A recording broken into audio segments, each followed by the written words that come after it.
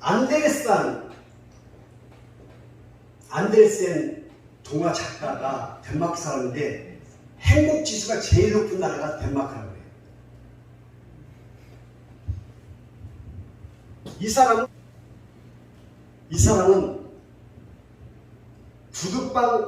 구두가게에서 태어났어요. 구두가게 하는 아들로 태어났는데 어릴 때부터 책을 좋아하고 글쓰기를 좋아했는데 글을 써서 이렇게 내보이면 무시를 당하기 일쑤였대요. 근데 하루 어머니가 그 실망한 그 아들을 데리고 밭에 가서 새싹을 보여주는데 그 자라는 모습을 보면서 설명을 해주는 거예요. 이것들이 지금은 이렇게 연약해 보이지만 무르익고 성장하면 얼마나 건강하고 아름다운 모습이 되는지 아니? 지금 네 모습이 이 모습이야. 절대 실망하지 마. 그 말 듣고 이 사람이 쓴 동화, 이게 어른이나 어린애들이나 모두 감동받고 지금도 많이들 읽고 있다고 해요. 두 노부부가 살고 있었어요. 노인네 두 사람이 살고 있었는데요. 그 사람에게는, 그 부부에게는 말이 하나 있었어요. 말. 그래서 이 말을 장태 갖다 팔아서 살림에 도움이 되게 좀 투자를 하자. 여러분들이 좋아하는 투자, 그 투자를 하자. 그래서 할아버지가 말을 들고 장터에 나갑니다. 장터에 거의 다 달았는데 어떤 사람이 암소를 갖고 있는데 그거하고 바꾸자는 거예요. 그 노인이 얼른 바꿨어요. 암소를 가지고 가는데 저만큼 가고 있는데 어떤 사람이 양하고 바꾸자는 거예요. 양. 암소하고 양을 바꾼 거예요. 그래서 양을 들고 가는 거예요. 양을 들고 가는데 거의 팔고 있는 사람이 바꾸자는 거예요. 거의 하고 바꿨어. 거의를 들고 가다가 이 상태에 도달했는데 암탉 장사가 바꾸자고 자꾸 부르는 거예요. 닭 한 마리가 바꿔버렸어요. 닭을 들고 이제 기뻐가지고 가고 있는데 과일 장사가 사과를 바꾸자는 거야. 사과 한 박스랑. 그 바꿨어요. 근데 썩은 사과예요. 그리고 썩은 사과를 자루를 어깨에다 메고 집으로 가는 거예요. 집으로 들어가다가 식당이 있는데, 조그만 식당인데 그 식당 안에 들어가서 밥을 먹으려고 들어갔어요. 들어갔는데 거기에 영국 사람 두 사람이 있었어요. 그 썩은 사과를 들고 오는 모습에 왜 그걸 들고 다냐고 물어봤어요. 그랬더니 내가 말이 있었는데 우리 살림에 보태 쓰려고 암소하고 바꾸고, 암소를 양하고 바꾸고, 양을 거위하고 바꾸고, 거위를 암탉하고 바꾸고, 암탉을 마지막으로 이 사과랑 바꿨죠. 그러니까 그 두 영국 신사가 뭐라 그러면 막 웃으면서 당신 할아버지 큰일 났다고. 왜요? 집에 가자마자 당신을 쫓겨날 거라고, 할머니한테. 그러니까 할아버지가 무슨 소리 하냐고. 우리 할머니는 분명히 기쁘게 맞이해 줄 거라고. 그러니까 그 영국인이 그래. 그럼 우리 내기하자. 그러면 이거 한 박스를 내놓고, 한 자를 내놓고, 이거를 걸고 내가 내기를 하는데 틀림없이 할머니가 당신을 구박하고 내쫓아가. 거기에 내가 그만 한 다발을 걸게. 좋다. 나도 이 그만에 걸게. 그거 갔어요. 두 영국 신사가 뒤따라가면서 그 노인네가 들어갈 때까지 보고 집에 딱 들어가면서 창문에 숨어서 그 두 사람의 대화를 듣는 거예요. 할아버지가 얘기합니다. 할멈, 내가 말을 갖고 가다가 암소 하나 바꿨지. 그러니까 할머니가 여기서 잘 봐야 돼. 와우! 첫 소요 우유를 먹겠네. 그러니까 근데 그게 다 아니야. 가다가 내가 이 암소를 양하고 바꿨지. 그때 할머니가 또 와우! 양젓이 얼마나 맛있는지 알아요, 여보? 아니 그게 다 다가 아니라니까. 가다가 거의 안 바꿨어. 거의 털이 얼마나 따뜻한데. 아니 그게 아니야. 다 안 바꿨어 아직. 가다가 내가 암탉하고 바꿔주니 암탉이 계란에 갔잖아요. 후라이를 해먹을 수 있겠네? 아닌데 내가 가다가 사과하고 바꿨어. 근데 썩었어. 할머니가 어머머머머머, 내가 옆집에 아줌마한테 파를 하나 빌리러 갔는데 그 아줌마가 하는 말이 썩은 사과가 없어서 못 사겠다고 원망을 하고 있더라고. 근데 우리는 썩은 사과를 다 말려 갖고 왔으니까 이게 왜 고기야? 썩은 사과라도 파이를 만들 수 있잖아요. 사과 파이를. 잘 됐어요. 내가 이거를 옆집 아줌마한테 쭉 갖다 줘야겠어.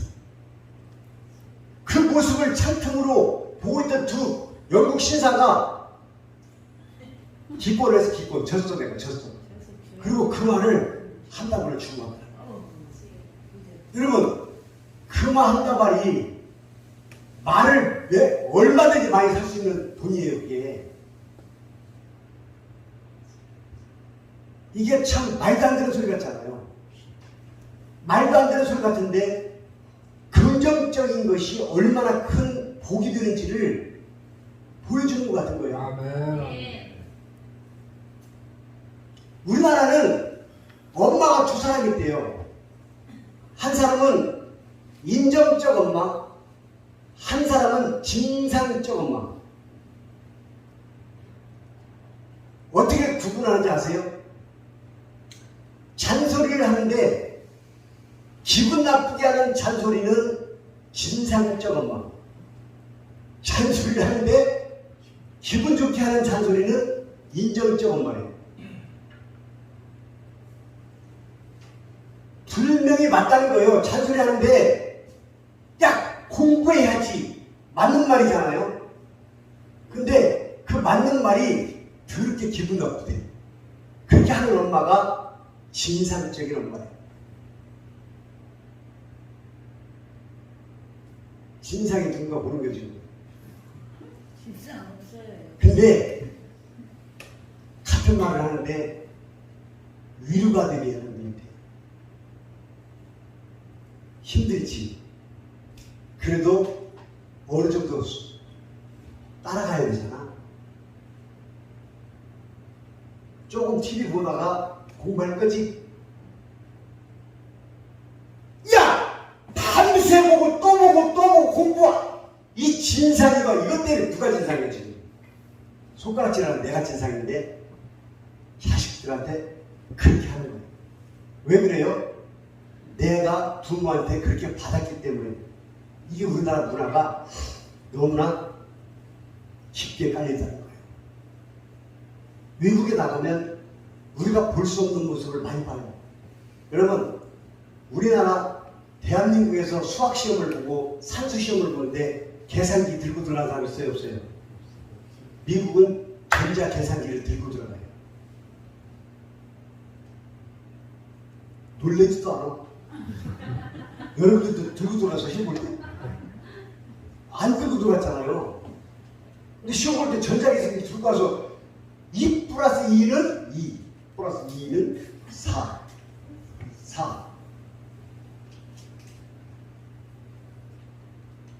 허락을 한다는 거예요. 여러분, 정말 잘못된 교육이 우리가 볼 때 이건 있을 수가 없는 교육이잖아. 그죠? 중요한 게 뭔지 아세요? 그렇게 해도 지금 미국에 사는 사람이 우리나라보다 수학이 떨어져서 못 먹고 못 사는 사람 하나도 없다는 거지. 때가 되니까 다 알더라는 거지. 쉽게 가르치고 스트레스 안 받게 가르치는 거지. 우리는 전자계산기 들고 들어가면 빵점 말이에요. 빵점. 더 중요한 게 뭔지 알아요? 미국의 대학교를 들어가면 우리나라가 전자계산기도 없이 했던 수학 잘하는 사람들도 미국 가면 대학에서 뒤떨어진다는 거지. 이해가 안 가잖아요. 왜든지 잠깐 생각해 봤어요. 미국의 대학은 공부를 하고자 하는 사람만 들어가요. 우리는 공부를 하고 싶든 안 하고 싶든 선택의 여지가 없어. 너는 가야 돼. 그래서 전 세계에서 학구열이 가장 높은 나라가 대한민국인데 학구열만 높지 학생들이 받는 스트레스는 생각을 안 하는 거죠. 우리 대한민국의 학생들이 스트레스 받는 그 스트레스가 이 세계에서 가장 크게 받고 있다는 거죠. 자살률이 그래서 시작된 거예요. 자유가 없는 거죠.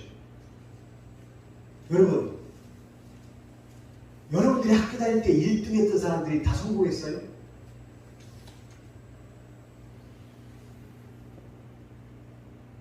제가 학교 다닐 때 공부 잘했던 사람들을 만나보니까 지금 별짓을 다 해요. 저 친구 정도면 뭐 하나 했겠다 싶은 애들이 자동차 중고 매매 사이트에서 딜러하고 있어요. 그것이 잘못됐다는 거 아니에요. 그들이 거기에서 돈을 버는데 남들보다 못 살거나 돈을 못 버는 게 아니에요. 나름대로 전문가가 돼서 돈을 많이 벌어요. 근데 우리는 생각할 때 머릿속에 박혀 있잖아요. 진짜 엘리트들, 잘 살아야 하는 사람들, 공부 잘하는 사람은 이 정도 수준은 돼야 된다는 그 수준 기준이 우리나라는 정해져 있잖아요. 판사, 변호사, 검사, 원사. 그래서 내가 사자가 되는 목사가 됐잖아요. 그 기준을 맞추려고. 여러분, 행복은 여기에서 오는 게 아니죠. 어떤 사람이 실험을 했어요. 자동차 2개를 놓고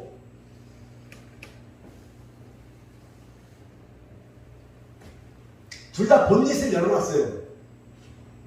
그리고 하나는 여기 앞유리를 깨버렸어요. 둘 다 나란히 놨는데 2개월 있다 가보니까 이 차는 완전히 쓸 수가 없어. 폐차 정도가 아니라 아주 아작이 나 있는 거예요. 이거는 멀쩡해. 깨진 유리의 법칙이라고 해요, 이걸. 어떤 질서가 무너져 버리면 걷잡을 수 없는 무너짐이 있다는 거예요, 거기에. 우리의 모습이 여기 있다는 거예요. 여러분이 지금 하나님을 믿고 있는 사람들의 모습은 깨지지 않는 차에 여기에 질서가 있는 차에 있는 거예요. 어느 순간 하나님을 외면하고 사는 사람들의 모습은 여기에서 볼 수가 있어요. 왜 그런지 알아요? 질서에 룰이 깨져버렸기 때문에 그래요. 어디서부터 시작된지 알아요? 창조주가 에덴 동산에서 우리에게 준 그 기회가 깨진 자동차 유리, 안 깨진 자동차 유리, 이 삶 속에서 구별되듯이 우리의 모습도 거기서 구별된다는 거죠. 여러분, 하나님을 우리가 믿어야만 될 수밖에 없는 이유가 많은 성경에 나와 있는데도 불구하고 우리는 그것을 심각하게 생각하지 않잖아요. 여호와를 경외하는 것이 지혜의 근본이요. 거룩한 자를 아는 것이 명철이다. 잠언서 9장 10절 말씀이에요.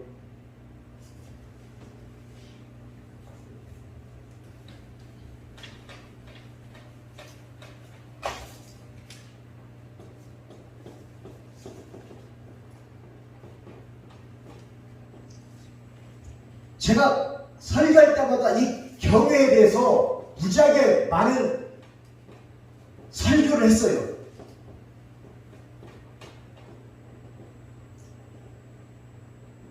공경할 두려워할 왜? 공경하고 두려워해야 된다, 이 뜻이에요. 그래서 경외라는 단어를 영어 성경에 보면 두 단어가 나와요. 두렵다, fear. reverence, 숭배. 두 단어가 나와요. 이 말 뜻은 경외한다는 이 말 뜻 안에 두 가지 의미가 있는데, 하나님을 공경하되 그분이 두려운 사람, 두려운 분이라는 것을 우리가 인정을 해야 된다는 거예요. 아멘. 그래서 잠언서 9장 10절에 보면 여호와를 두려워하는 것이 지혜의 근본이다. The fear of the Lord is the beginning of wisdom. 지혜의 시작이 여호와를 두려워하는 것에서 시작된다 그래요. And the knowledge of the Holy One is understanding. 거룩한 자를 아는 것이 명철이다 그 말입니다. 여러분들이 유교 사상, 불교 사상 때문에 우리 조상들이 해오던 습관으로 하나님을 경배하거나 예배드리면 안 된다는 뜻이에요. 완전히 탈바꿈하지 않으면 안 된다는 거예요. 오늘 본문 말씀이 뭐예요? 지금 내 귀에 들린 대로 내가 너희에게 그대로 행하리라. 나 죽겠어요. 그러면 죽여줄 것이고, 나 살겠어요. 그러면 살릴 것이고, 이 모든 것이 능력자이신 하나님께 달려있다는 거죠. 요즘 세상은요, 내가 원하면 들을 수 있는 채널이 너무나 많은 거예요. 유튜브 들어가면 여러분들이 골라서 볼 수 있는 것이 너무나 많아요. 실제로 보면 그 유튜브를 통해서 감동받고 깨달을 것들이 너무나 많이 있어요. 실제로 그래요. 그런데 감동받게 하는 것들 중에 하나가 하나님을 외면했다가 하나님을 다시 찾고 하나님 안에서 새롭게 시작하면서 기쁨을 누리고 행복을 찾은 그런 분들이 많이 있더라고요. 지금까지 그분을 외면하고 살 때의 그 행복과 하나님을 인정하고 그분과 더불어 사는 이 행복이, 이 기쁨이 들리다는 거죠. 그래서 시편 100편 1절로 3절에는 여호와께 즐겁게 노래를 찬양을 할지어다. 기쁨으로 여호와를 경배하고 섬기며 노래하면서 여호와 앞에 나아갈지어다. 여러분, 여호와 앞에 찬양 드리는 것이 얼마나 이것이 거룩한 일인지 아세요? 하나님은 찬양을 드리는 것을 그렇게 기뻐하십니다. 아멘. 그리고 하나 3절인데요. 여호와가 너희의 하나님인 것을 너희는 알지어다. 아멘. 그분이 하나님인 것을 알기를 바라시고 아는 사람을 인정하신다는 거죠. 그는 우리를 만드신 자요, 지으신 자요. 우리는 그의 백성이니. 여러분, 우리가 인정할 부분을 인정하고 여호와 앞에 나갈 때 하나님은 우리를 인정해 주시고 아멘. 우리를 들어 쓰십니다. 아멘. 할아버지가 썩은 사과를 갖고 왔음에도 불구하고 사과 파이를 만들 수 있다고 할머니가 기뻐했는데, 이 모습이 우리나라 부부들의 모습을 한번 비교해 봤어요. 남편이 직장이 끝나고 과일을 사들고 옵니다.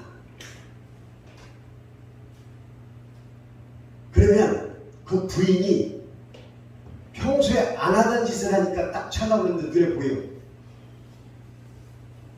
그거 어디서 샀어? 여기 앞에 가게 있어. 얼마 줬어?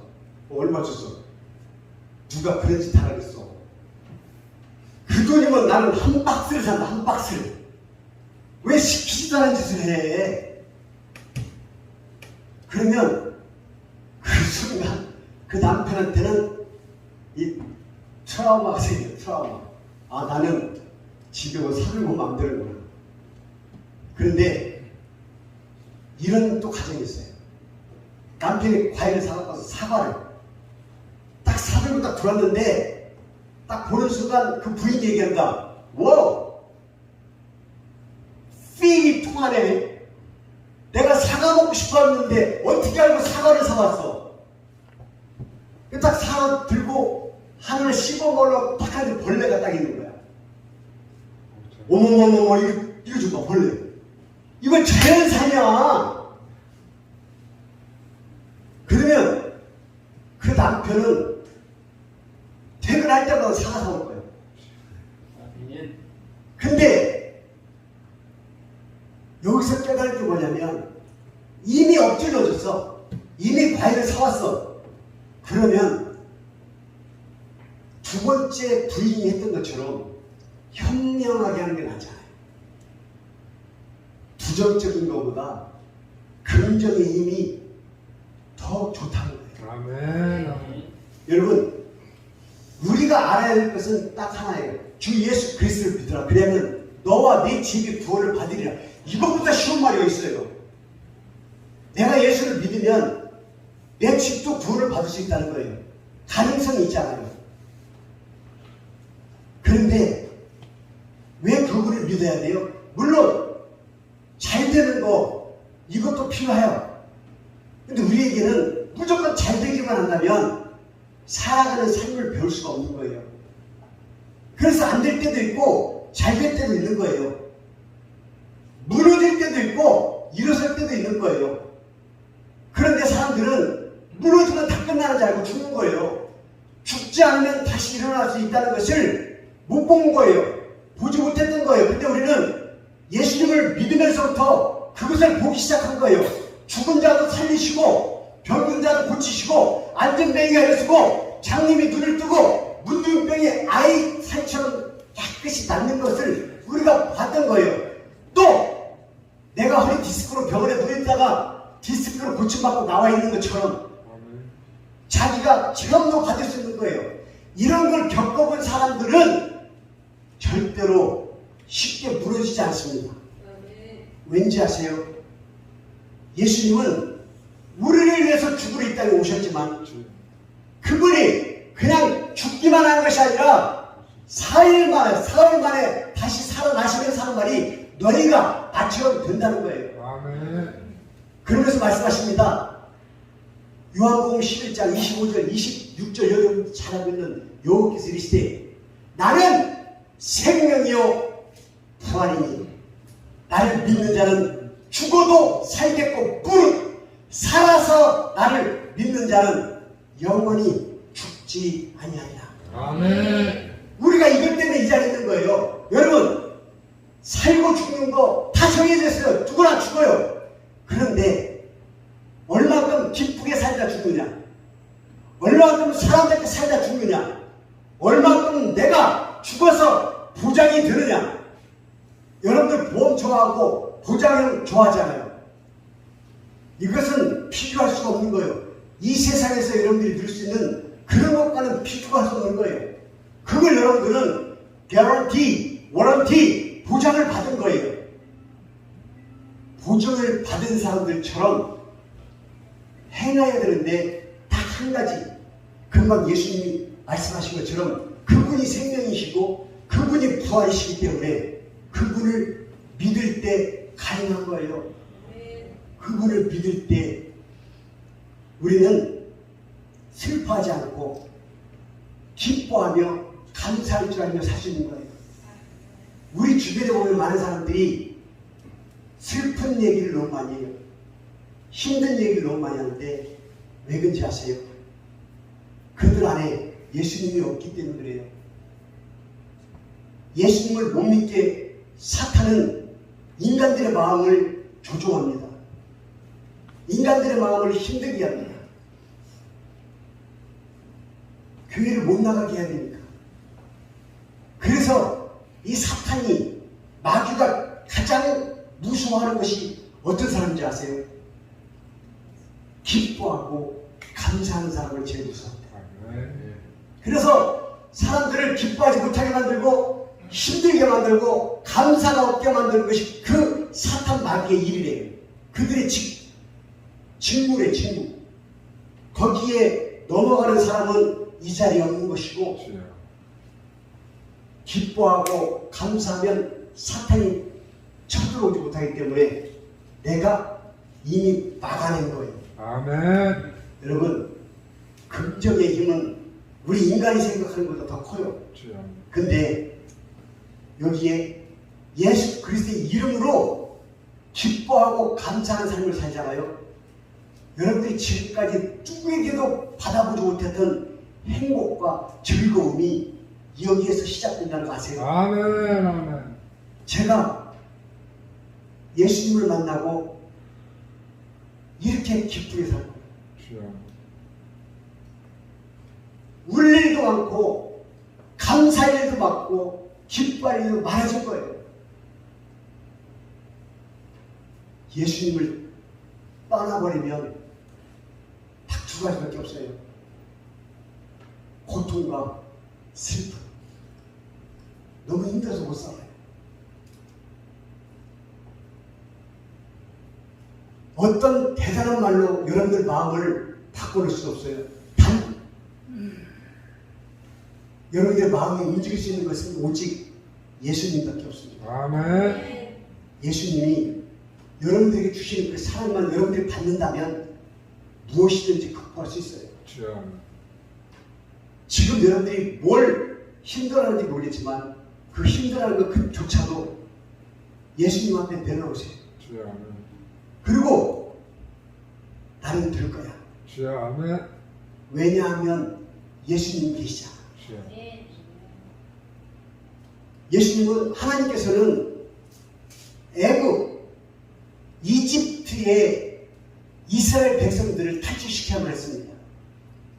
그때 탈출시키는 리더자를 모세를 세웠어요. 모세가 이스라엘 백성들을 탈출시키는데 하나님이 얘기하신 그 땅, 가나안 땅을 먼저 가서 정탐을 하고 살만한 땅인지 우리가 들어갈 만한 땅인지 너희들이 보고 오라. 12지파의 대표 12명을 뽑아서 보냈는데 40일 동안 정탐하러 갔다 왔는데 갈렙과 여호수아만 뺀 10지파가 우리는 맷줄 같고 그들은 거인 같아서 우리는 들어갈 수 없어. 우리는 죽음 목숨이야. 절대로 우리는 거기 들어갈 수 없다고 할 때 이 두 사람은 아니야.